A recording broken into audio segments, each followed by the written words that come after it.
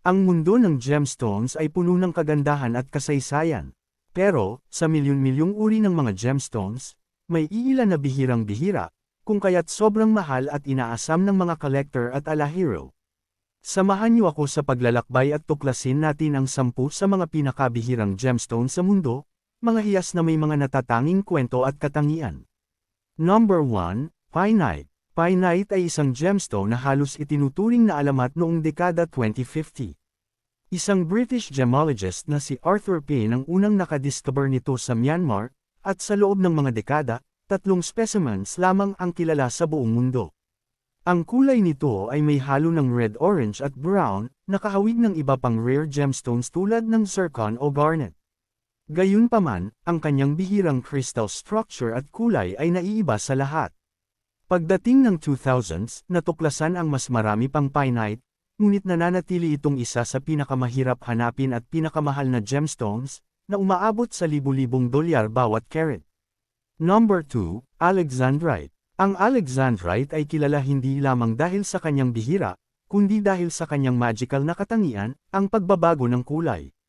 Noong unang natagpuan ito sa Russia sa mga Ural Mountains, ang mga miner ay namangha sa kakayahan nitong magbago ng kulay mula berde sa liwanag ng araw, hanggang pula sa ilalim ng artificial lighting tulad ng ilaw ng kandila.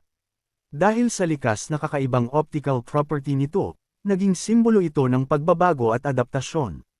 Ngayon, ang Alexandrite ay bihira ng matagpuan, lalo na ang mga nasa mataas na kalidad, at karamihan sa mga specimens na nakikita ngayon ay mula sa Brazil at Sri Lanka.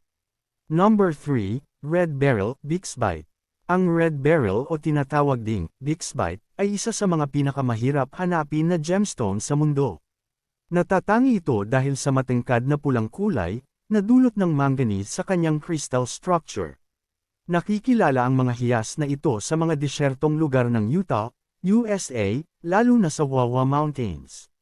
Dahil sa kakulangan ng high quality na specimens at ang sobrang hirap sa pagmimina nito, bihirang gumawa ng alahas mula rito.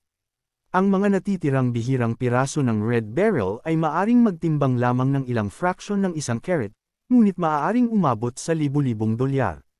Number 4, Grandidirite. Ang Grandidirite ay isang hiyas na unang natuklasan sa Madagascar noong 1902 ng French explorer na si Alfred Grandidir, kung saan nakuha nito ang kanyang pangalan. Ang hiyas na ito ay may natatanging kulay na naglalaro mula bluish-green hanggang greenish-blue, na likas sa mga bihirang minerals na nagtataglay ng pleochrysum, ibig sabihin, nagbabago ang kanyang kulay depende sa anggulo kung saan mo ito tinitingnan. Dahil sa sobrang hirap na makahanap ng malalaking piraso nito, kadalasan itong inaasam ng mga gem collectors kaysa gawing alahas. Number 5, Taaphite. Isang bihirang kwento ng pagkakadiscover ang bumabalot sa Taaphite, isang gemstone na hindi sinasadyang natagpuan ng gemologist na si Richard Tuffa noong 1945. Noong una, inakala niyang ito ay isang spinel, ngunit nang suriin ito, natagpuan na ito pala ay isang kakaibang gemstone. Kilala ito sa lilac o light violet na kulay, at natagpuan sa mga lokasyon tulad ng Sri Lanka at Tanzania. Ang supply nito ay napakalimitado, at bihira na itong matagpuan na mataas ang kalidad, kung kaya't ito ay mas pinipili ng mga collector kaysa ng mga gumagawa ng alahas. Number 6, Musgravite. Ang Musgravite ay isang miyembro ng Taaphite family, at ang kanyang pangalan ay hango sa lugar kung saan ito unang natagpuan, sa Musgrave Ranges ng Australia noong 1967. Dahil sa sobrang bihira nito, napakahirap makahanap ng malinis na specimens. May mga kulay ito mula grayish-green hanggang purple, na nagiging dahilan upang ito ay sobrang paborito ng mga gem collectors. Sa kasalukuyan, ilan lamang ang gem quality Musgravite ang namina mula sa Greenland, Antarctica, at Madagascar. Number 7, Jeremyhavite. Isa sa mga pinakamahalagang hiyas na nadiskubre noong late 1800s, ang Jeremyhavite ay unang natagpuan sa Russia, ngunit mas kilala na ito ngayon na natagpuan sa Namibia. Ang hiyas na ito ay maaaring transparent o may mapusyaw na asul na kulay, at bihirang makita ang mga malalaking sukat nito. Ang bihirang komposisyon nito at ang napakahirap na paghahanap nito sa merkado ay nagpapataas ng kanyang halaga sa mga gem auctions. Number 8, Benitoite. Natuklasan sa San Benito County, California noong 1907, Ang benitoite ay opisyal na itinanghal na California State Gemstone. Ang kanyang natatanging asul na kulay ay minsang ikinakapit sa sapphire, ngunit may kakaibang transparency at sparkles ito na naiiba sa anumang ibang gemstone. Karamihan ng mga specimens na natagpuan ay maliit, at dahil dito, napakahirap magmina ng mga malalaking piraso.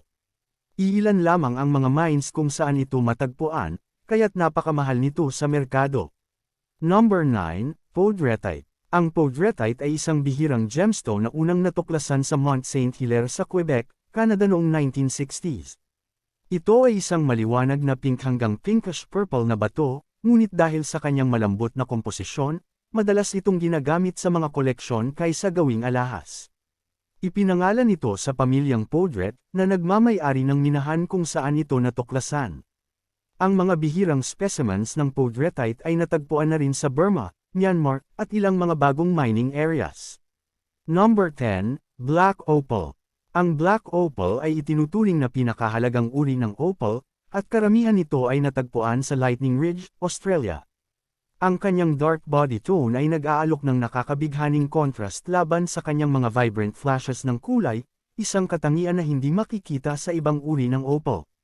Ang mga collectors ay handang magbayad ng malaking halaga upang magkaroon ng magandang quality black opal dahil sa kanyang kagandahan at sobrang limitadong supply. Ang mga gemstones na ito ay hindi lamang nagpapakita ng kagandahan ng kalikasan, ngunit bawat isa sa kanila ay may natatanging kwento ng pagkakadiscover, hirap sa pagmimina, at kahalagahan sa mga eksperto sa hiyas.